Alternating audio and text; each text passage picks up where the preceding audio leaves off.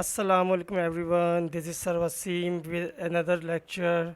Today's topic for discussion is past paper 2021 P1 variant 2. ये जो हमारे पास वीडियो है ये सेकंड पार्ट है इसकी, कि फर्स्ट पार्ट में अपलोड कर चुका हूँ और फर्स्ट पार्ट में हम लोगों ने क्वेश्चन नंबर 12 तक आई थिंक हमने कर लिया था और मैंने उसमें इसकी एक्सप्लेनेशन भी दी हुई थी। अगर आप लोगों ने नहीं देखी तो प्लीज़ मेरे उस वीडियो को जाइए और देखिएगा, तो वहाँ पर आपको इसकी डिटेल मिल जाएंगी। Okay, this is remaining part of paper 2021। हाँ, तो हम लोग 12 क्वेश्चन हमने कर लिए थे पार्ट 1 में। Now we start this paper. Now question number 13। और अगर आप लोगों में से अभी तक किसी ने मेरे चैनल को सब्सक्राइब नहीं किया तो प्लीज़ लाइक सब्सक्राइब कर दीजिए और शेयर भी करिए ताकि ज़्यादा से ज़्यादा लोगों को फ़ायदा मिल सके इन वीडियो से। Okay, let's start. Now this is question number 13। Right 0.00053 in standard form. तो हमने क्या करना है, इसको स्टैंडर्ड फॉर्म में लिखना। देखिए, स्टैंडर्ड फॉर्म में हमें लिखने से पहले सबसे पहले ये देख लेना पड़ता है जो हमें नंबर दिया हुआ है, यानी जो टर्म दी हुई है, क्या ये 1 से छोटी है या 1 से बड़ी है। ठीक है, अगर ये 0 पॉइंट समथिंग है तो इट मीन्स इसकी पावर हमेशा नेगेटिव में आएगी, और अगर 0 से बड़ी है यानी कि 1 पॉइंट समथिंग है तो इट मीन्स इसकी पावर प्लस में आएगी। तो ये बात हम अपने आप को ये डिसाइड कर लेते हैं कि हमने पावर पॉजिटिव डालनी है या नेगेटिव डालनी है, क्योंकि बच्चे अक्सर पावर में मिस्टेक करते हैं कि प्लस कब आएगी माइनस कब। तो आप हमेशा याद रखिए, अगर ये नंबर जो है आपका डेसिमल नंबर ये 0 से स्टार्ट हो रहा है तो पावर नेगेटिव में आएगी, और अगर ये 0 नहीं बल्कि 1 2 3 से स्टार्ट हो रहा है तो नॉन ज़ीरो नंबर से स्टार्ट हो रहा है, इट मीन्स पावर पॉजिटिव में आएगी। तो हमने डिसाइड कर लिया पावर तो नेगेटिव आएगी। अब हमने मूव करना पड़ता है फर्स्ट डिजिट के बाद डेसिमल को, यानी कि मैं लिख सकता हूँ 53 की जगह 5.3। तो मैं क्या करूँगा, 5.3 इंटू 10 टू द पावर। अब पॉइंट ने कितने डिजिट मूव किया, देखिए 0 से लेकर इस पॉइंट से लेकर 5 तक पहुँचने के बीच में कितने नंबर्स हैं। तो हम देखते हैं 1 2 3 4 5 डिजिट मौजूद हैं इस पॉइंट से लेकर नेक्स्ट पॉइंट तक। तो मेरे पास 5 आ जाएगा, और जैसे मैंने शुरू में बताया था हमने डिसाइड कर लिया था पावर माइनस में आएगी, तो हमने -5 लिखना है। This is answer. ओके, तो हम लिख देंगे यहाँ पर 5.3 इंटू 10 पावर -5। और एक बात और याद रखिएगा, अक्सर स्टूडेंट्स क्या करते हैं, अपनी वर्किंग को यहीं छोड़ देते हैं। यहाँ पर इस गिवन स्पेस में, जहाँ पर ये जो स्पेस गिवन है, जो लाइन आपको गिवन है, यहाँ आपने आंसर लिखना है फॉर 1 मार्क्स। अगर आपने इस स्पेस में आंसर नहीं लिखा है, बेशक आपने यहाँ पर आपने सही आंसर लिख दिया है और आपने यहाँ नहीं लिखा है, तो आपको मार्क्स नहीं देगा एग्जामिनर। एग्जामिनर को यहाँ पर मार्क्स देने हैं आंसर देखकर। ओके, सो आपने 1 मार्क के लिए आपने स्पेस के अंदर लिखना है, 2 मार्क्स के लिए आपने वर्किंग प्लस स्पेस लिखनी है, और 3 मार्क्स के लिए 2 वर्किंग होनी चाहिए, और आंसर स्पेस में आपके 1 मार्क्स हैं। Okay, now B part is evaluate 1.5 into 10 to the power 14 multiply by 8 into 10 to the power 6। देखिए अगेन हमें स्टैंडर्ड फॉर्म गिवन है और हमें स्टैंडर्ड फॉर्म के अंदर हमें उसे सिंप्लीफाई करना है, यानी कि मल्टीप्लिकेशन करनी है। एडिशन और सब्ट्रैक्शन में अपनी लास्ट वीडियो में बता चुका हूँ किस तरह करते हैं। मल्टीप्लिकेशन के लिए हमने कुछ नहीं करना था, बस जस्ट हमने जो उसके कांस्टेंट नंबर्स हैं उनको आपस में मल्टीप्लाई करना पड़ता है, और उसके डेसिमल यानी कि 10 टू द पावर नंबर को 10 टू द पावर नंबर से मल्टीप्लाई करना था। तो हम इसको क्या करते हैं, 1.5 को मल्टीप्लाई कर देते हैं 8 से, और इनटू जब बेसिस सेम होती हैं तो पावर्स ऐड हो जाती हैं, हम +6 लिख देंगे यहाँ पर। जब इन्हें मल्टीप्लाई करेंगे तो 8 5 ज़ा 40, 0 कैरी 4 आ गया यहाँ पर, 8 1 ज़ा 8 9 10 11 12, तो 12.0 इंटू 10 टू द पावर कितनी आ जाएगी, 20 आ जाएगी। याद रखिए अभी ये स्टैंडर्ड फॉर्म में नहीं है। स्टैंडर्ड फॉर्म में हमेशा 1 डिजिट के बाद डेसिमल होना चाहिए, या अभी 2 डिजिट के बाद डेसिमल है, तो हम क्या लिखेंगे, इसको 1.2 करेंगे। अब 1 डिजिट के बाद डेसिमल आ गया, multiply by 10 to the power. अब ये हमने 1 पॉइंट को आगे शिफ्ट किया है तो यहाँ पर +1 हम पावर ऐड कर देंगे, तो हमारे पास आंसर आ जाएगा। So answer is 1.2 into 10⁻21। ठीक है जी, समझ गए हमने क्या किया, हमने जस्ट इसको इस तरह से सॉल्व कर लिया। Okay, next part.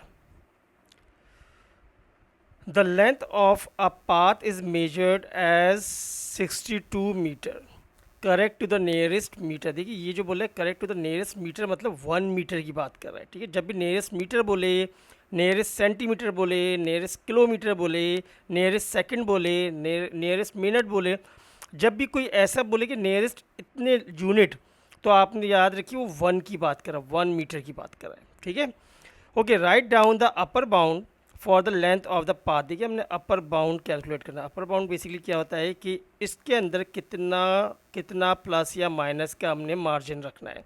तो आपने क्या करना पड़ेगा, पहले अपर बाउंड निकालने के लिए आपने उस मार्जिन को देखना पड़ेगा क्या। तो जो भी आपके पास ये आपके पास नियरेस्ट दी हुई होती है, इसको डिवाइडेड बाय 2 कर देते हैं। जब हम इसको डिवाइड बाय 2 करते हैं तो हमारे पास आ जाती है वैल्यू 0.5। इस वैल्यू को या तो ऐड करना पड़ेगा या सब्ट्रैक्ट करना पड़ेगा ओरिजिनल वैल्यू के अंदर। तो अब हमारे पास क्या आ गया, 62 प्लस माइनस 0.5, यानी कि हमने अनसर्टेनिटी निकाल ली कि कितनी है इसके अंदर, प्लस माइनस कितनी है। अब देखिए फॉर अपर बाउंड हमने इसे प्लस करना पड़ेगा, फॉर लोअर बाउंड हमने इसे माइनस करना पड़ेगा। तो हमने अपर बाउंड निकालना है, तो हमने 62 में प्लस कर देना पड़ेगा 0.5 को। तो मेरे पास आंसर क्या आ जाएगा, 62.5। ओके, तो हमारे पास ये क्वेश्चन भी हो गया जो इतना मुश्किल नहीं था। ठीक है जी, समझ आ गई बात। अभी फिर बता रहा हूँ आपको एक दफ़ा और कि आपने ये ज़रूर देखना है कि हमारे पास जो अपर बाउंड या लोअर बाउंड का गेम है उसमें हमें कितने नियरेस्ट दे रहा है। अगर नियरेस्ट मीटर बोल रहा है तो इट मीन्स 1 मीटर बोल रहा है। हमने उस जो भी आपको नियरेस्ट दिया होता है उससे हमने डिवाइड बाय 2 कर देना पड़ता है ताकि हमारे पास उसके अपर बाउंड का मार्जिन आ जाए। तो हमने क्या किया, 0.5 हमें मिल गया। ये मार्जिन ऐड और सब्ट्रैक्ट करना है। फॉर अपर बाउंड आपने ऐड करना है, फॉर लोअर बाउंड आपने सब्ट्रैक्ट कर देना है। Okay, next part. The mass of a bag of peanut is 80 ग्राम। हमें मास गिवन है, करेक्ट टू द नियरेस्ट। देखिए अब इसने क्या किया, 10 ग्राम। देखिए लिख दिया नियरेस्ट कितने, 10 ग्राम। मैंने क्या बताया, जो भी आपके पास वैल्यू दी हुई होती है आप उसको डिवाइड बाय 2 कर देते हैं। आपके पास जो वैल्यू आती है ये वो वैल्यू आती है जो आपको ऐड या सब्ट्रैक्ट करनी है। फॉर अपर बाउंड इसको ऐड करना है, फॉर लोअर बाउंड इसको सब्ट्रैक्ट करना है। आगे क्या बोला है, कैलकुलेट द लोअर बाउंड। अब इसने देखिए लोअर बाउंड की बात कर रहा है, वहाँ ऊपर अपर बाउंड बात कर रहा था। Of the mass of 5 bags, 5 same bags का निकालना है हमने। तो हम पहले लोअर बाउंड फाइंड कर लेते हैं। तो लोअर बाउंड हमारे पास जो हो जाएगा, lower bound is equals to 80 minus 5, lower करना है इसलिए माइनस करना है, कम करनी है वैल्यू, तो बन जाएगा 75 हमारे पास आ जाएगा ग्राम। ये हमारे पास आ गया लोअर बाउंड। अब हमने ये 1 बैग का लोअर बाउंड है, हमने 5 बैग्स के लिए निकालना है। तो हमने क्या करना है, फॉर 5 बैग्स तो हम क्या कर लेंगे, 75 मल्टीप्लाई बाय 5 कर देंगे। तो जब इसे मल्टीप्लाई करें 5 5 तो 25, 5 कैरी 2, 5 7 35, 36 37, तो दिस विल बी 375 ग्राम्स। ठीक है जी, ये बात भी समझ आ गई कि अपर बाउंड और लोअर बाउंड में हमने क्या करना है और क्या सारी इसकी बैकग्राउंड जो हमारे पास होती है चीज़ें कि हमने क्या कैलकुलेशन करनी पड़ती है वो सारी हमें पता चल गई हैं। ठीक है, सो ऑलवेज़ रिमेंबर कि हमने करना क्या है और किस तरह करना है, ये मेन चीज़ है कि हमने। और ये आपको मैंने बता दिया P1 है, तो P1 में कैलकुलेट अलाउड नहीं होता। अच्छा, यहाँ हमें क्वेश्चन में डायरेक्ट हमें मास गिवन है यूनिट, तो आपको यहाँ यूनिट लिखने की ज़रूरत नहीं है। ठीक है, अरे मेरी पेंसिल क्यों ऑफ हो गई। ठीक है, ओके जी, तो यूनिट लिखने की ज़रूरत नहीं है, तो मैं इसको यूनिट के बगैर लिख देता हूँ। 375 इज आंसर। ठीक है जी, नेक्स्ट क्वेश्चन पे चलते हैं जल्दी से। Question number 15। Question number 15 construction based है। तो अब इसमें कंस्ट्रक्शन करनी है। तो मैंने आपको बताया था मेरे पास कंपास और रूलर इतने प्रॉपर नहीं है, लिहाजा मेरी जो यहाँ कैलकुलेशन होगी वो इतनी एक्यूरेट नहीं होगी। बट जो चीज़ें एक्सप्लेन की जाएंगी, आप अगर घर में कंपास और रूलर यूज़ करके करोगे तो आपका आंसर बहुत एक्यूरेट आएगा, क्योंकि आपके पास जितने भी ये कंस्ट्रक्शन बेस्ड क्वेश्चन होते हैं जिसमें कंस्ट्रक्शन करनी होती है, उसमें आपको वो ये वर्किंग ही दिखता है कि आपकी कंस्ट्रक्शन कैसे हो रही है। तो हम जल्दी से इसको करके बताते हैं कि कैसे करते हैं। ओके, क्वेश्चन है construct the locus of point inside quadrilateral P Q R as that are. हमें क्वेश्चन गिवन है कि क्या करना है क्या है। First 6 centimetre from S draw a locus which is 6 centimetre from S. तो आपने एस से 6 सेंटीमीटर पे एक आर्क ड्रॉ करनी है। तो जब आर्क ड्रॉ करनी है आपने, तो आप या तो पूरा सर्कल ड्रॉ कर दें या सिर्फ एक आर्क ड्रॉ करें। तो मैं ऐसे ही ड्रॉ करके बताता हूँ कि करेंगे क्या। हम जस्ट यहाँ से 6 सेंटीमीटर, सपोज मैं एक सर्कल ऐसे ड्रॉ करता हूँ फ्री हैंड, आई होप कि वो अच्छा हो जाए, बन जाए थोड़ा सा। ऐसा एक सर्कल ड्रॉ कर लेंगे आप, ठीक है। सपोज ये आपके एक सर्कल आ जाएगा जिसकी आपके पास जो डायमीटर होगा, यानी रेडियस जो होगा आपके पास, वो आपके पास 6 सेंटीमीटर होगा। ओके, नाउ नेक्स्ट क्या बोल रहा है, the equi distant from Q P and Q R. और आपने एक और लोकस बनाना है which is equi distant from P Q and Q R. देखिए यहाँ दो वर्ड्स यूज़ कर रहा है, P Q and Q R. It means ये लाइन की बात कर रहा है। जब भी दो लाइंस यूज़ करें और उसकी इक्वी डिस्टेंट की बात करें, इट मीन्स आपने एंगल को बाइसेक्ट करना है। अगर ये बोलता है equi distant from P and Q, तो देखिए अब इसने यहाँ दो पॉइंट्स की बात करें, एक पी पॉइंट एक क्यू पॉइंट। तो जब भी आप दो पॉइंट की बात करेंगे तो लाइन को बाइसेक्ट करेंगे, क्या लाइन बाइसेक्ट करेंगे, हम बाइसेक्ट करेंगे, ठीक है। और जब आपके पास ऐसे बात करेगा कि P Q and Q R, इसका मतलब ये है एंगल बाइसेक्ट करें, बाइसेक्ट करें। तो देखिए हमारे पास पी क्यू वाली लाइन ये रही और क्यू आर वाली लाइन ये रही और इसका एंगल ये रहा। हमने इसको एक बाइसेक्ट लाइन करना है, मतलब हाफ हाफ डिवाइड करना है। बाइसेक्ट करना एंगल आपको बताया होगा स्कूल में आपके टीचर्स ने, लेकिन मैं आपको एक और दफ़ा यहाँ बता देता हूँ, ठीक है, कैसे करते हैं। आप जस्ट कंपास लेते हैं और कंपास को आप कंपास को इस पॉइंट पर रखते क्यू के ऊपर और फिर एक छोटी सी आर्क यहाँ ड्रॉ कर देते हैं लाइक दिस। फिर इस पॉइंट पर रखते हैं और यहाँ से एक आर्क यहाँ ड्रॉ करते हैं। फिर इस पॉइंट पर रखते हैं जो लाइन पर आ रही है, एक आर्क इधर ड्रॉ कर लेते हैं, ठीक है। दो आर्क आपके पास है और फिर यहाँ से एक सीधी लाइन ड्रॉ करते हैं। तो आपके पास जो आर्क आती है ये आपके पास इक्वी डिस्टेंट लाइन होती है, ठीक है। तो हम बनाते हैं, थोड़ा सा कोशिश करते हैं कि कैसे बनेगी, लेट्स सी। फर्स्ट आपने क्या करना है, क्यू पे आपने कंपास को रखना है, देन आपने एक ड्रॉ कर लेनी है ऐसे एक आर्क लाइक दिस। सपोज मैंने ये आर्क ड्रॉ किया बट ये आर्क इतनी सही नहीं बनी है क्योंकि इनका डिस्टेंस सेम होगा। तो मैं इसको दोबारा थोड़ा बेहतर करता हूँ ताकि जितना मैं एक्यूरेट कर सकता हूँ कर दूँ आप लोगों के लिए। कुछ लाइक दिस आपके पास आर्क आएगी, ठीक है। अब आपने ये आपके पास दो पॉइंट मिल गए, सपोज एक पॉइंट एक्स आ गया, आपके पास एक पॉइंट वाई आ गया। एक समझाने के लिए बता रहा हूँ। अब आपने एक्स पॉइंट के ऊपर कंपास की नीडल को रखा, ठीक है, कंपास के एक हैंड को एक्स पॉइंट पर रखा और कंपास को एक रेडियस पे आकर आपने एक आर्क लगा देनी लाइक दिस, ठीक है जी। अब वाई पॉइंट पर रखा और आपने एक और आर्क लगा देनी है लाइक दिस। दो आर्क आपके पास आ जाएंगी। जहाँ ये दोनों लाइक इंटरसेक्ट करेंगी आर्क्स, आपने एक स्ट्रेट के थ्रू आप स्केल से एक स्केल यूज़ करके आपने यहाँ पर एक लाइन ड्रॉ कर लेनी है। क्या आपने स्केल यूज़ करना है ऐसे और आपने एक एक एक एक लाइन ड्रॉ कर लेनी है।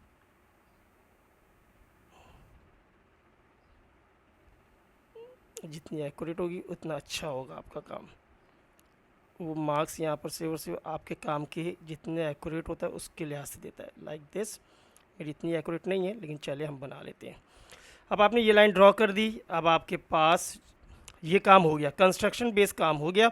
अब नीचे क्या बोल रहा है हम देखते हैं।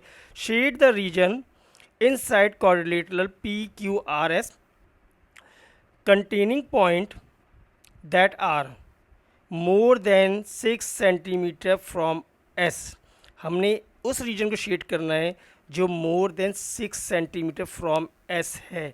तो देखिए ये सर्कल जो बना है आपके पास, ये सर्कल जो बना है आपके पास, ये वाला सर्कल, ठीक है, इसके बाहर जितना भी रीजन है वो मोर देन वाला रीजन है। जितना भी बाहर है ये सब मोर देन रीजन है, ठीक है जी। आपके पास जो पॉइंट आएगा वो यहाँ शेड करना है। चलिए एक तो हमें बात समझिए कि एक सर्कल के अंदर हमने कुछ नहीं शेड करना है। अब क्या बोले second part, closer to P Q और Q R then Q P. अच्छा वो पॉइंट जो है वो शेडेड रीजन जो है वो क्यू आर के करीब होगा और क्यू पी से दूर होगा। तो देखिए ये जो लाइन ड्रॉ की है मैंने, ये वाली लाइन ये डिसाइड कर रही है कि ये वो पार्ट है जो दोनों से इक्वल है। बट इसने बोला क्यू आर के करीब वाला रीजन। क्यू आर कहाँ पर है line, this line is Q R. ये रीजन जो है, ये रीजन इस लाइन के पास जो है, ये रीजन क्यू आर के करीब है। ठीक है, तो क्या कह रहा है, क्लोजर टू क्यू आर, मतलब ये वाला रीजन पूरा शेड हो जाएगा और इधर कुछ भी नहीं होगा। तो हम फाइनली अपने आंसर को क्या करेंगे, हम इस रीजन को शेड कर देंगे और अपने आंसर को यहाँ पर बता देंगे कि दिस इज द आंसर। ठीक है, ये हमारे पास आंसर आ जाएगा, रीजन जो यहाँ था। क्लियर। तो हमने इसे ड्रॉ कर लिया है। और ये थोड़ा सा मेरा आउट पेज हो गया था, पेज आउट हो गया, तो मैं थोड़ा सा देखता हूँ पेज आउट में क्या करना पड़ता है। तो मैं पेज को थोड़ा सा अलाइन कर लूँ, थोड़ा सा मुझे दे दिएगा टाइम। ये पेज को मैंने अलाइन कर लिया है। ठीक है, चलिए जी, सही है। अब मैं इसको इरेज कर देता हूँ, ये पार्ट जो मैंने यहाँ पर एक्स्ट्रा बना दिए, जो आउट ऑफ द सर्कल है, इसको मैं इरेज कर देता हूँ। ये रे और मैं थोड़ा सा और कर देता हूँ ताकि जो बाहर का एरिया है वो भी साफ़ हो जाए।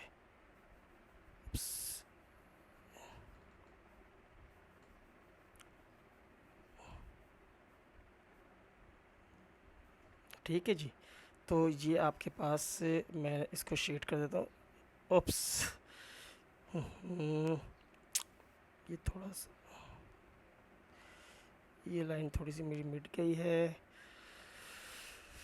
कुछ मिटाने में सब ख़राब हो गया। लेट्स इसको दोबारा बना लेते हैं। ठीक है भाई, अब मैं क्या करूँ, इसको ये मुझसे थोड़ा सा, चले हमने कहा था कि पहले एक लाइन ड्रॉ करेंगे, यहाँ पर एक आर्क ड्रॉ करेंगे, ये आर्क लाइक दिस ड्रॉ हो जाएगी। देखिए अब अच्छा ना काम नहीं होगा, उस वक्त बड़ा अच्छा काम हो गया था, अब ये अच्छा काम नहीं होगा। चलें खैर, जो भी है किस्मत की बात है। ये हमने किया, यहाँ पर x कह दिया, इसको मैंने कहा था, इसको y कह दिया था। इस पॉइंट पर रखकर मैंने क्या कहा था, एक आर्क लगा देंगे आप लाइक दिस। इस पॉइंट पर रख के एक और आर्क लगा देंगे लाइक दे। अरे है क्यों टाइम मेरा ज़ाया हो रहा है। लाइक दिस लगाएंगे, ऐसे लगाएंगे और एक ऐसे लगा देंगे। ठीक है, फिर हम स्केल के थ्रू इस एंड को हम ड्रॉ कर लेंगे जल्दी से। तो मैं इसको ड्रॉ भी कर लेता हूँ भाई, ज़रा टाइम बचाने की कोशिश कर रहा हूँ मैं, लेकिन मुझे थोड़ा सा टाइम ज़्यादा लग रहा है। चलिए लाइन में ड्रॉ कर ली। अब इसके बाद मैं क्या करूँगा, ये वाले रीजन को शेड कर दूँगा, बस जल्दी से कर दूँ फिर कुछ ना हो जाए। तो भाई ये काम था जो थोड़ा सा मेरा टाइम ले गया, सॉरी आपका टाइम ज़्यादा लगने पर। ठीक है, तो हमने रीजन को शेड कर दिया, तो मेरे पास ये फाइनल आंसर आ जाएगा। Okay, next is question number 16 A part. कह रहा है कि फाइंड द वैल्यू ऑफ के की वैल्यू हमने फाइंड करनी है। तो के की वैल्यू फाइंड करने के लिए हमने, के की वैल्यू पावर में है, तो हम क्या करेंगे, इस के को इस -2 से मल्टीप्लाई कर देंगे। तो y is equals to y के ओ -2k is equals to y power 5। अब बेसिस सेम है तो पावर को हम इक्वेट कर लेंगे, 2k इज इक्वस टू 5। सो 5 की वैल्यू मेरे पास क्या आ जाएगी, k इज इक्वस टू -5/2, और ये मेरे पास आंसर आ जाएगा। मैं यहाँ पर जल्दी से -5/2 लिख दूंगा, मुझे एक नंबर मिल जाएंगे। नेक्स्ट पार्ट पे चलते हैं, सिंप्लीफाई दिस। अगेन वही है, हमने सिंप्लीफाई करना है। तो पावर आपस में मल्टीप्लाई हो जाती है, इन्हें मल्टीप्लाई कर देंगे। तो x1/3 multiply by 3 divided bye 2/3 multiply by x⁻3, मैंने ये लिख दिया। ये 3 कैंसिल हो जाएंगे, तो x/2/3 इज़ 8 हो जाएगा, x⁻3 रह जाएगा। इसकी पावर 1 है, जब हम सिंगल पावर यानी कि सिंगल बेस करेंगे तो x को नीचे शिफ्ट कर देंगे, जब x नीचे जाएगा तो ऊपर 1 रह जाएगा, ओवर 8 x⁻3 - 1। सो 1/8 x⁻2, ये फाइनल आंसर आ गया। 1/x 8 x⁻2 मेरे पास आंसर मैंने यहाँ लिख दिया। 2 मार्क्स मुझे मिल गए। Now in next 17 question, in a sale the price of coat is reduced by 15%। 15% जो है एक प्राइस की कोट की रिड्यूस हो गई है। The sale price is 120, sale price इसकी 120 थी। कह रहा है calculate the price of the coat before the sale. Sale से पहले की आप प्राइस बताइए, यानी कि आपने कॉस्ट प्राइस निकालनी है। तो देखिए, एक वो प्राइस होती है जिस पे आप एक चीज़ को ख़रीदते हो, और एक वो चीज़ होती है जिस पे आपको बेचते हो। जो कॉस्ट प्राइस होती है वो आपने ख़रीदी होती है, और सेलिंग प्राइस जो होती है वो आपके पास बेची होती है आपने, राइट, बेची होती है आपने। सो हमारे पास कॉस्ट प्राइस यहाँ आ गई। अब हमने क्या करना है, मुझे ये बोल रहा है कि भाई जितने की भी इसने ख़रीदी थी उससे उससे 15% 25% लॉस पे बेची आपने। तो मैं सपोज़ कर लेता हूँ उसने जो ख़रीदी थी वो 100% पे ख़रीदी थी, और जब उसने बेची है तो 25 रिड्यूस की, इसका मतलब 75% पे उसने सेल कर दी है। अब मैं कहता हूँ कि 100% पे जो प्राइस थी वो मुझे नहीं मालूम, जो मुझे मालूम करनी मैंने उसको एक्स सपोज कर लिया, और जो सेल किया उसने वो $120 पे उसने सेल कर दिया है। ओके, नाउ मुझे मालूम करनी है क्या, कॉस्ट प्राइस। तो हम सिंपल रिलेशन बना लेंगे, क्रॉस मल्टीप्लाई कर देंगे इसको जल्दी से। तो मेरे पास आ जाएगा 75 multiply by x is equals to 100 multiply by 120। तो x will be 100 into 120 divided by 75। Simplify कर लेते हैं, 5 1 ज़ा 5, 5 5 ज़ा 25, फिर यहाँ करते हैं 5 20 ज़ा 100, फिर करते हैं 5 3 ज़ा 50, बल्कि 5 1 ज़ा 5, 5 3 ज़ा 15, और यहाँ पर करते हैं 5 4 ज़ा 20, फिर 3 1 ज़ा 3, 3 4 ज़ा 12 एंड 0, 4 4 ज़ा 16। तो $160 आपके पास वो अमाउंट आ रहा है जो उसने कुछ गलती कर दी क्या, हाँ, जिसने का उसने ख़रीदा था। ठीक है, बिल्कुल सही आ रहा है, क्योंकि देखिए ज़्यादा पैसों का ख़रीदा था और कम पैसों का बेचा उसने, जब भी तो लॉस हुआ है उसको। ठीक है, यानी उसने रिड्यूस करके बेचा है, तो हमारे पास आंसर आ गया $160। ठीक है जी। Next part, y is inversely proportional to the cube of x when x is equals to 1/2, y is equals to 24।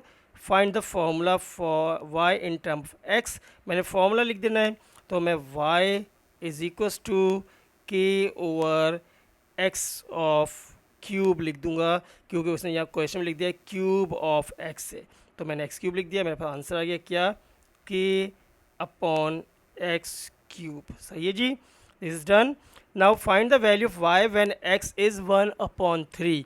तो भाई हमने y की वैल्यू निकालनी है जब x की वैल्यू 1/3 है। तो हम एक काम करेंगे, जल्दी से हम फॉर्मूले को अप्लाई करेंगे दोबारा से, क्योंकि हमने k की y is equals to k over x cube. अब first find value of k, तो ये ऊपर जो एक रिलेशन दिया हुआ है x और y की वैल्यू, इसको यूज़ करके k की वैल्यू निकालेंगे। तो x की वैल्यू मुझे दी हुई है कितनी, y की वैल्यू मुझे 24 दी है, 24 पुट कर दूंगा, k ऐसे रखूँगा, और x की वैल्यू मुझे दे दी है 1/2 होल पावर 3 क्यूब में था। तो 24 is equals to k upon 1/8। Further solve कर लेंगे इसे, तो 24 इज इक्वल्स टू 8 k के इक्वल हो जाएगा, और 8 को जब शिफ्ट करेंगे अदर साइड तो 24/8, 8 1 ज़ा 8, 8 3 ज़ा 24, k की वैल्यू आ गई 3।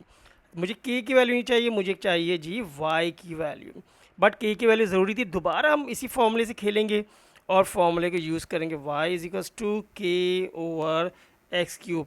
इस दफ़ा मेरे पास k की वैल्यू भी मौजूद है और x की वैल्यू मौजूद, मैं यहाँ पुट कर दूंगा, तो y is equals to k is 3 divided by x is 1/3 whole power cube, वही फॉर्मूला जो था। अब मैं सिर्फ अप्लाई कर लेता हूँ फॉर्मूले को, तो 3/1/27। सेम काम करता हूँ, y is equals to 3 multiply by 27, और जब फर्दर सॉल्व करूँगा तो जब 27 से मल्टीप्लाई करूँगा, 7 3 21 1 carry 2 2 3 6 7 8, I think 81 is answer. The value of y is 81। समझ में आ गई बात? ठीक है, देखिए कैलकुलेशन आपकी जितनी तेज़ है, जितना आप क्विकली काम करेंगे उतना ही ज़्यादा आपको जल्दी से आंसर आएगा, और अगर आपकी कैलकुलेशन वीक है तो आपके पास आंसर भी बहुत देर से आएंगे और गलत भी आएंगे। सो प्लीज़ कैलकुलेशन अपनी अच्छी करिए, घर में प्रैक्टिस करिए, और कैलकुलेटर को अपने से दूर रखिए फॉर पेपर 1। अगर पेपर 1 आप जल्दी करना चाहते हैं तो कैलकुलेटर को बिल्कुल भूल जाइए कि वो भी कोई चीज़ है दुनिया में। ओके, नेक्स्ट पार्ट है on Monday, question 19। On Monday 40 adults and 20 children visit a museum. हमें यहाँ कुछ वैल्यूज़ गिवन है 40 एंड 20 की, जो म्यूज़ियम जाते हैं। On Tuesday 30 adults and 35 children museum जाते हैं। The cost of an adult ticket is $2.50 and the cost of the child ticket is $2। हमें ये चीज़ें गिवन है। अब क्या कह रहा है, this information can be represented by the matrices M and N, M और एन में उसने ये इन्फॉर्मेशन दे दी है ऑलरेडी। देखिए आप ऊपर अगर देखेंगे तो 40 और 20 लिखा हुआ है जो आपके पास मंडे के बारे में बता रहा है, और फिर 30 और 35 लिखा है जो आपको ट्यूसडे के बारे में बता रहा है, और आपके पास टिकट यहाँ दिए हुए हैं जो 20 और 2.5 और 2 दिया हुआ है, और आपके पास ये टिकट जो है एडल्ट और चाइल्ड को रिप्रेजेंट कर रहे हैं। ठीक है जी। नेक्स्ट बोल रहा है work out M multiply by N, तो हमने जस्ट एम और एन को मल्टीप्लाई कर देना है, 2 नंबर मिल जाएंगे हमें, तो हम भी देख लेते हैं मल्टीप्लाई करके। भाई मुलायजा फरमाइए, 40 20 और 30 35 को मल्टीप्लाई कर देंगे 2.50 और 2 से। सो देखिए मैट्रिक्स की मल्टीप्लिकेशन में अक्सर बच्चे कंफ्यूज होते हैं। याद रखिए ये जो फर्स्ट मैट्रिक्स है वो इस डायरेक्शन में मूव होगा और सेकंड इस डायरेक्शन में सॉल्व होगा, वर्टिकल और हॉरिजॉन्टल होता है। तो हम क्या करते हैं, फर्स्ट रो को फर्स्ट कॉलम से मल्टीप्लाई करेंगे, तो हम यहाँ पर सॉल्व करेंगे और इनके बीच में एडिशन का साइन आएगा। अब देखिए मल्टीप्लिकेशन ये डेसिमल में आ गया, तो आपने क्विकली करना है। मैं एक काम करता हूँ, पहले 40 को 2.5 से मल्टीप्लाई करता हूँ। जब 40 को मल्टीप्लाई करूँगा 2.5 से, तो मैं जी ये थोड़ा सा डेसिमल में आ रहा है, तो मैं एक काम करता हूँ पॉइंट को रिमूव कर देता हूँ, तो मैं नीचे लिख देता हूँ 100। सही है जी। अब मैंने एक जीरो से एक जीरो कैंसिल कर दिया और एक जीरो से एक जीरो कैंसिल कर दिया। अब मेरे पास रह गया 4 मल्टीप्लाई बाय 2.5, तो 4 मल्टीप्लाई बाय 2.5 करूँगा और 25 करूँगा, तो मेरे पास आ जाएगा 100। तो यहाँ मेरे पास आ गया आंसर 100 एक के साथ। ठीक है जी। अब हम यही काम डिनोमिनेटर यानी कि ये सेकंड रो से भी करते हैं। तो 30 मल्टीप्लाई बाय 2.5 अगेन करूँगा, तो 30 मल्टीप्लाई बाय 250 डिवाइडेड बाय 100 लिख देता हूँ। ठीक है जी। सेम काम, 0 0 cancel, 0 0 cancel, 30 25 multiply by 3 is equals to 75 आ गया। सही है जी। तो मेरे पास यहाँ पर जो आ जाएगा वो आ जाएगा 75। ठीक है। अभी देखिए अभी मैंने अभी ये काम मैं थोड़ा सा जल्दी कर दिया, थोड़ी आप लोग कंफ्यूज हो जाएंगे। पहले देखिए, पहले हम एक काम करते हैं, ये मिटा देता हूँ मैं। ठीक है। पहले मैंने 40 को इससे मल्टीप्लाई किया। ठीक है। मेरे पास क्या आ जाएगा, 40 को इससे मल्टीप्लाई करके जो मेरे पास यहाँ वैल्यू आ गई 100, मैंने लिख दी 100 वैल्यू, और प्लस करूँगा। अब 20 को मल्टीप्लाई करूँगा इस नंबर से नीचे वाले में 2 से, तो 22 ज़ा 40 मेरे पास ये आ गया। ठीक है जी। अब ये मेरा एक काम हो गया। अब यही काम मैंने सेकंड रो से भी करना है। 30 मल्टीप्लाई बाय 2.50 जो मेरे पास आ रही थी वैल्यू 75, मैंने यहाँ लिख दी 75, प्लस 35 मल्टीप्लाई बाय जब 2 करूँगा तो मेरे पास जो वैल्यू आएगी वो आ जाएगी 70। मैं ज़रा चेक करूँगा मैंने कुछ गलती तो नहीं कर दी है अपने लिए। अब मैं जब 40 और 140 इनको ऐड करूँगा 100 को, तो मेरे पास 140 आ जाएगा, और जब मैं इन दोनों को ऐड करूँगा तो मेरे पास कितना आ जाएगा भाई, 145। क्या मैं कुछ मिस्टेक कर रहा हूँ? मुझे लग रहा है मैं कुछ मिस्टेक कर रहा हूँ। आई थिंक कुछ मल्टीप्लिकेशन में मसला हो रहा है, या मैंने क्वेश्चन सही नहीं उतारा है, या कुछ किया है क्वेश्चन में कुछ गलती कर रहा हूँ, तो मैं चेक कर लेता हूँ दोबारा। नहीं, मैं सही कर रहा हूँ। ठीक है। तो दिस इज आंसर। तो मेरे पास क्या आ गया, 140 145, ये मेरे पास आ गई वैल्यू। ठीक है जी। आगे क्या करें, explain what is the number in your answer to part A1 represent. अब ये जो मेरे पास आंसर आया ये 140 और 145, ये किसको रिप्रेजेंट कर रहा है? देखिए ये एक अमाउंट को रिप्रेजेंट कर रहा है। ये कौन सा अमाउंट है? ये क्या है, आपने जो टिकट बेचे हैं उसके अमाउंट है। कौन से दिन? मंडे को। ये मंडे का अमाउंट बता रहा है। तो हम बता रहे हैं क्या, टिकट सोल्ड ऑन मंडे। ये क्या बता रहा है, टिकट सोल्ड ऑन मंडे। तो ये हमें मंडे को बता रहा है कि कितने टिकट, नहीं हुए नंबर ऑफ टिकट नहीं, कॉस्ट ऑफ टिकट। ये कॉस्ट बता रहा है, कॉस्ट ऑफ टिकट। ठीक है, सोल्ड ऑन मंडे। और नीचे जो बता रहा है ये cost of tickets on Tuesday. ठीक है जी। ट्यूसडे को कॉस्ट बता रहा है, ट्यूसडे को कितनी कॉस्ट हमें मिली थी, ये हमने 1 मार्क्स के लिए हो गया। नेक्स्ट पार्ट क्या बोल रहा है, the museum increases the cost of ticket by 10%। अब म्यूज़ियम वालों को ख्याल आया कि यार हम तो सस्ता काम कर रहे हैं, थोड़े पैसे बढ़ा लेते हैं। तो उन्होंने सोचा कि हम 10% टिकट्स को बढ़ा लेते हैं। तो अब कह रहे हैं complete matrix P to show the new tickets cost. अब हमने क्या करना है, पी मैट्रिक्स को शो करना है कि नए टिकट की कॉस्ट क्या आ रही है। तो देखिए कॉस्ट ऑफ टिकट कहाँ पर है, यहाँ पर है। ये जो हमें यहाँ एन था क्वेश्चन में एन क्या दिया कि हमारे पास पहले टिकट कॉस्ट जो थी वो 2.50 थी फॉर एडल्ट, ये थी एडल्ट के लिए। तो इसका हम निकाल लेते हैं जल्दी से 10%। तो चेक कर लेते हैं 10% कितना हो रहा है। तो हमने इसे कट किया, इसे कट किया, इसे कट किया, इसे कट किया, तो $2.5 इंक्रीज़ हुआ फॉर एडल्ट टिकट में। ठीक है जी। अब हम देखते हैं चाइल्ड की यानी कि चिल्ड्रंस के लिए क्या किया गया इसने। तो चिल्ड्रन के टिकट में जो इजाफा हुआ है वो, अगर मैं चाइल्ड की बात करता हूँ तो चाइल्ड के लिए जो टिकट था वैल्यू $2 था। ठीक है, तो मल्टीप्लाई बाय हम वही 10% कर देंगे तो मेरे पास आ जाएगी वैल्यू दिस कैंसिल किया तो मेरे पास 2 1 2 2 5 10 और 5 को जब 1 से करेंगे तो $0.2 इसका ऐड हुआ। तो भाई देखिए ये अमाउंट ऐड हो गया, ये अमाउंट ऐड हो गया, तो पी मेरे पास जो बन जाएगा वो इंक्रीज़ के बाद ओरिजिनली जो था 2.50 था, इसमें प्लस हो गया 2.5। यहाँ इसकी अमाउंट कितनी थी, ओरिजिनली $2 थी, इसमें प्लस हो गया 0.2। तो मेरे पास जो वैल्यू आ जाएगी पी की वो आ जाएगी यहाँ से मेरे पास $2.75 में, और यहाँ वैल्यू आ जाएगी 2.2। तो मैं यहाँ लिख दूँगा 2.75 and 2.2। I think this is answer. ठीक है जी, 2.2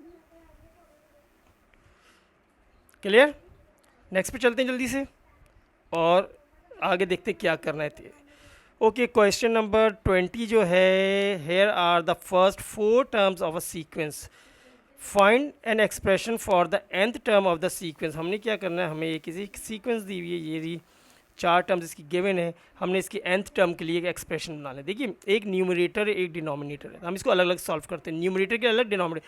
तो अगर न्यूमरेटर की बात करते हैं तो हमारी सीक्वेंस ये बन रही है 12, फिर आ रही है 17, फिर आ रही है 22, फिर आ रही है मेरे पास 27। ठीक है, अब हम चेक करते हैं इनके डिफरेंसेस कितने हैं। तो हम चेक करते हैं भाई इसमें जो डिफरेंस आ रहा है वो आ रहा है 5 का, इसमें भी डिफरेंस जो आ रहा है 5 का, इसमें भी डिफरेंस आ रहा है 5 का।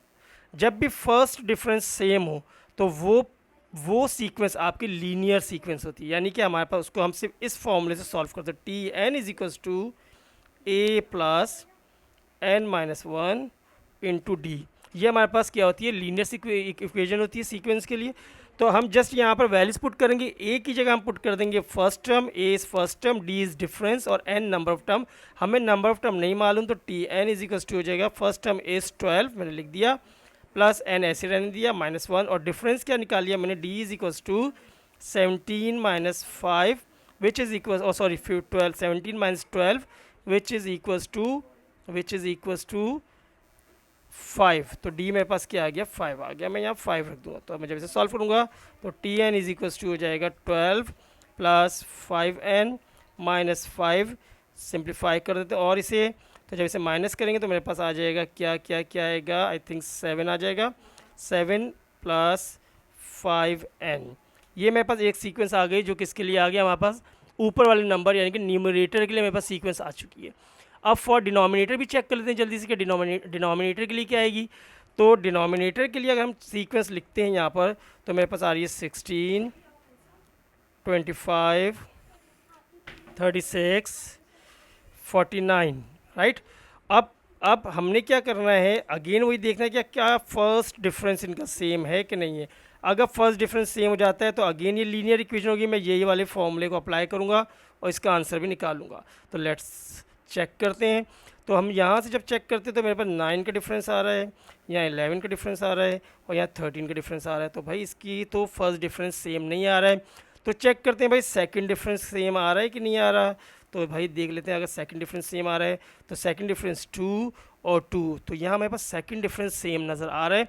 तो जब भी सेकंड डिफरेंस होता है सेम तो वो एक क्वाड्रेटिक इक्वेशन होती है, यानी कि उसके लिए फॉर्मूला जो बनता है वो बनता है T n is equals to a n square plus b n plus c. ये फॉर्मूला है जो हम यूज़ करते हैं उसके लिए। बट हमें ए की वैल्यू चाहिए, बी की वैल्यू चाहिए और सी की वैल्यू चाहिए टू राइट दिस एक्सप्रेशन।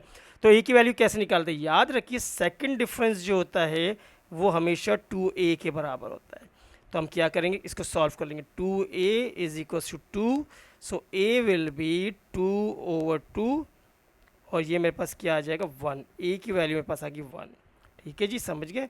अब b की वैल्यू निकालते हैं। तो याद है कि लास्ट डिफरेंस जो था सेकंड डिफरेंस की वैल्यू का एक्सप्रेशन ये था। ठीक है, इससे ऊपर चले जाते हैं फर्स्ट डिफरेंस। तो फर्स्ट डिफरेंस याद रखिएगा 3a प्लस बी के इक्वल होता है। तो मैं अब इक्वेशन क्या बन गई, 3a plus b is equal to 9। यहाँ से हम एक b की वैल्यू फाइंड कर लेते हैं। a पहले फाइंड कर लिया हमने, 1a plus b is equal to 9। So b is equal to हो जाएगा 9 minus 3, so b will be 6। तो b की वैल्यू मेरे पास आ गई। अब हम करते हैं सी के लिए। सी की जद्दोजहद ये होती है कि जो फर्स्ट टर्म जो होती है, यानी कि ये फर्स्ट टर्म ये हमेशा a प्लस बी प्लस सी के इक्वल होती है। तो हम यहाँ से भी फॉर्मूला बना लेते हैं, a plus b plus c is equal to 16। तो मेरे पास a की वैल्यू है 1, b की वैल्यू है 6 प्लस c नहीं मालूम, मैंने इसको ऐसे लिख दिया, is equal to 16। So 7 plus 6 is equal to 16। c will be 16 minus 7, c is equals to 9। तो मेरे पास ये एक्सप्रेशन आ गया, a b c आ चुका। तो मैं यहाँ लिख दूंगा कि t n is equals to, तो मेरे पास इक्वेशन क्या बन जाएगी, t n is equals to a is 1, लिहाजा मैं 1 स्क्वायर यानी कि n स्क्वायर लिख दूंगा, प्लस b की वैल्यू मेरे पास क्या आ रही है 6 आ रही है, मैं लिख दूंगा 6n प्लस सी की वैल्यू मेरे पास आ रही है 9, तो मैं लिख दूंगा डायरेक्ट यहाँ पे 9। तो मेरे पास ये एक्सप्रेशन बन चुके हैं। न्यूमरेटर के लिए क्या था, न्यूमरेटर के लिए मेरे पास ये इक्वेशन थी, this is equation for numerator और this is equation for denominator. मैंने जस्ट यहाँ लिख देना है क्या, 7 प्लस 5n डिवाइडेड बाय क्या n square plus 6n plus 9। Okay जी, ये इक्वेशन भी हमारे पास आ गई। 4 मार्क्स का क्वेश्चन था, इसलिए थोड़ा सा लंबा क्वेश्चन था, तो आपने इसको इसी तरह से करना है, आसानी से हो जाएगा। Now next part is 21। फिर रह गया हमारे पास दिस इज़ 21, फिर 22 है मेरे पास, फिर 23 है और 24 है और 25 है। ओहो, ज़्यादा हो जाएगा। तो मुझे लगता है मैं थोड़ा सा इस वीडियो को इसके 3 पार्ट में, थर्ड पार्ट में भी करूँगा। तो मैं 21 और 22 जल्दी से करवा देता हूँ, ताकि मैं 23 और 24 और 25 ये मैं अगली वीडियो में इंशाल्लाह अपलोड कर दूँगा, क्योंकि मुझे काफ़ी टाइम हो गया है। तो ऐसा ना हो आप लोग वीडियो देखते देखते बोर ना हो जाए, तो इसलिए मैं सोचा थोड़ी छोटी रखूँ, ताकि थोड़ी सी इन्फॉर्मेशन में आपको कुछ एंटरटेनमेंट भी रहे। ओके, कह रहा है question number 1, right this in the form of this. देखिए, जब भी इस तरह को इसको इस फॉर्म में कन्वर्ट करना है, यानी कि एक टर्म स्क्वायर में और इसमें, तो हम यहाँ पर इसको कंप्लीटिंग स्क्वायर मेथड से सॉल्व कर लेते हैं। हम करते ये हैं कि सिर्फ इन दो टर्म को, यानी कि एक्स वाली टर्म को यूज़ कर लेते हैं यहाँ फॉर्मूले में। A square, formula is a square plus 2a, यहाँ से हम x लिख देंगे और b वो वाला ब्रैकेट लिखेंगे नंबर जो मुझे 10x बना दे, दिस इज़ b। तो मैं यहाँ पे 5 लिख देता हूँ, क्योंकि अब मैं 5 मल्टीप्लाई 2 करूँगा तो 10x बन जाएगा। अब मेरे पास ये a है x और b है 5, तो फॉर्मूला होता है b स्क्वायर यानी कि 5 स्क्वायर। देखिए मेरे पास फॉर्मूला बन गया a square plus 2ab plus b square. ठीक है, ये वाली वैल्यू क्वेश्चन में लिखी हुई थी ऑलरेडी, जो कि x स्क्वायर थी। ये पूरी वैल्यू भी क्वेश्चन में लिखी हुई थी, वो कि 10x थी। बट ये वैल्यू जो है ये मैं अपनी तरफ से लेकर आ गया हूँ 5 स्क्वायर। तो जो मैं अपनी तरफ से लाया हूँ वो यहाँ पे माइनस भी कर दूंगा, क्या 5 स्क्वायर जो मैंने ऐड किया था वही सब्ट्रैक्ट भी कर लिया, ताकि इक्वेशन बैलेंस रहे। और +6 ऑलरेडी क्वेश्चन में लिखा हुआ, तो +6 को एज इट इज कॉपी कर लिया। समझ आ गई बात। अच्छा, अब ये पूरी टर्म जो यहाँ से यहाँ तक ये पूरा फॉर्मूला लिखा हुआ है a plus b whole square का, तो मैं इस पूरी की जगह x plus 5 whole square replace कर दूँगा। और ये वाली साइड सॉल्व कर लूँगा। 5 5 जो 25, ये रह गया 25 प्लस 6। जब फर्दर सॉल्व करते तो x plus 5 whole square minus 19। So मेरे पास आंसर क्या आ गया, x प्लस 5 स्क्वायर माइनस 19, क्योंकि देखिए ये वाली टर्म बिल्कुल इसी तरह बन चुकी है इस फॉर्म में, फर्स्ट टर्म का स्क्वायर प्लस कांस्टेंट। ठीक है जी, मैंने कन्वर्ट कर लिया इसको। Next part is use your answer part a to solve this equation. अब इस इक्वेशन को मैंने सॉल्व करना है विच इज़ इक्वल टू 0, तो मैंने अब इसी इक्वेशन को यूज़ करना है जो पार्ट में सॉल्व किया। तो मैं यहीं से स्टार्ट कर लूँगा। आंसर मेरे पास जो आया था भाई वो आया था x प्लस 5 का whole square minus 19 is equal to 0 की क्वेश्चन में गिवन है कि हमें इसे 0 के बराबर इक्वेट करना है। नाउ सिंप्लीफाई करते हैं, 19 को अदर साइड शिफ्ट करते हैं, x plus 5 square is equal to 19। Then square को रिमूव करने के लिए हम यहाँ पर क्या कर देंगे, स्क्वायर रूट बोथ साइड ले लेंगे। मैं डायरेक्ट कर रहा हूँ कि 1 मार्क आंसर है, लिहाजा मुझे डायरेक्ट आंसर से भी बात बन जाएगी। तो जब मैं इसको ख़त्म करते तो x प्लस 5 आ जाएगी वैल्यू, और यहाँ पर प्लस माइनस 19 आ जाएगा। और 5 को जब अदर साइड शिफ्ट करेंगे तो x इज इक्वल्स टू आ जाएगा minus 5 plus minus under root में 19 रहेगा, अंडर रूट 19। तो मेरे पास आंसर क्या आ गया, minus 5 plus minus under root 19। I think आपको समझ आ गया होगा। नाउ नाउ नाउ नाउ 22 भी कर लेते हैं, फिर मैं वीडियो को स्टॉप कर दूंगा। ओके, एंड कर देंगे हम इस लेक्चर को।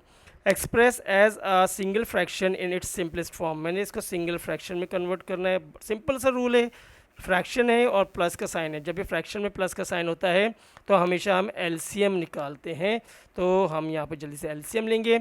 एलसीएम लेने का सिंपल तरीका ये होता है कि आप क्रॉस मल्टीप्लाई कर दें, आप इस टर्म को इससे मल्टीप्लाई कर दें, इस टर्म को इससे मल्टीप्लाई कर दें, और इन दोनों टर्म्स को आपस में मल्टीप्लाई कर दें। सिंपल और बेसिक रूल हो जाता है। तो हम क्या करेंगे, 3 को मल्टीप्लाई कर देंगे x प्लस 5 से, और यहाँ पे प्लस 2 लिखा हुआ है, इसको मल्टीप्लाई कर देंगे x माइनस 7 से, और डिवाइडेड बाय डिनोमिनेटर लिखा हुआ है x माइनस 7, और इसको मल्टीप्लाई कर देंगे x प्लस 5 से।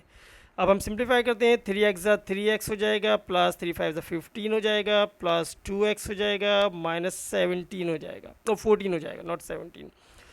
और डिवाइडेड बाय नीचे मल्टीप्लाई करते हैं, x को मल्टीप्लाई करते हैं तो हमारे पास आ जाएगा x स्क्वायर। और चाहो तो मल्टीप्लाई कर लें, वैसे मेरे ख्याल में ज़रूरत नहीं है, कुछ कैंसिल होगा, इसको ऐसे ही रहने देते हैं, डिनोमिनेटर को हम नीचे छेड़ते हैं। ठीक है, डिनोमिनेटर को हम एज इट इज़ लिख देते हैं। तो ऊपर हम फर्दर सिंप्लीफाई करते हैं जल्दी से। तो ऊपर जो हो जाएगा मेरे पास भाई x और x मल्टीप्लाई होकर 5x बन जाएंगे, और यहाँ 15 और 14 प्लस माइनस होके क्या बन जाएंगे, प्लस 1 आ जाएगा। ठीक है, सॉरी मैंने ये कुछ गलत कर दिया, क्योंकि मैंने यहाँ पर ये नंबर गलत जगह फिट कर रहा हूँ, मैंने डिनोमिनेटर लिखा ही नहीं यहाँ पर। तो मुझे यहाँ पर लिखना चाहिए x माइनस 7, और यहाँ लिखना चाहिए x प्लस 5। देखिए चीज़ आप याद रखिएगा, हम भी जल्दी के चक्कर में चीज़ें भूल जाते हैं, तो आप भी भूल जाओगे। तो 3x प्लस 2x करेंगे तो आ जाएगा 5x आ जाएगा, और प्लस 1 आ जाएगा, divided by denominator x minus 7 और x प्लस 5, जिसको हम कुछ ना करें ऐसे ही छोड़ दें क्योंकि इसने कुछ नहीं करना। तो हमारे मार्क्स 3 मिल जाएंगे हमें, जो कि आ जाएगा 5x plus 1 divided by x minus 7 into x plus 5। So this question number 22 ये भी हमारा हो गया। I think this is last question हम रखते हैं आज के लेक्चर के लिए, क्योंकि अब थोड़े से क्वेश्चन रह गए और टाइम ज़्यादा हो गया है। सो हम भी थोड़े से थक गए हैं, तो इंशाल्लाह नेक्स्ट वीडियो में फ्रेश होकर आएंगे और इन क्वेश्चंस को फ्रेश माइंड के साथ करेंगे। तो सी यू इन नेक्स्ट वीडियो। और अगर आप लोगों ने अभी तक मेरे चैनल को लाइक सब्सक्राइब नहीं किया, so please do like subscribe my channel. See you inshallah in next video. Take care. Allah Hafiz.